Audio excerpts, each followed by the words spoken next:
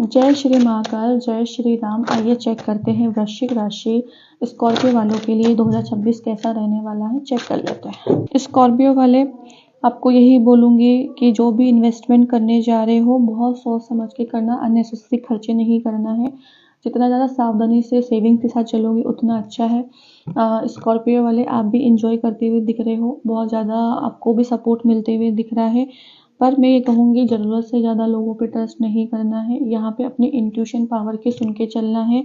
मैं ये बोलूँगी कि आप बहुत ज़्यादा ओवर थिंकिंग, ओवर पॉजिटिव होते हुए दिख रहे हो। आपको अपने ही लोगों की तरफ से बिट्रायल भी मिल सकता है स्कॉर्पियो वाले, तो थोड़ा सा संभल कर चलें।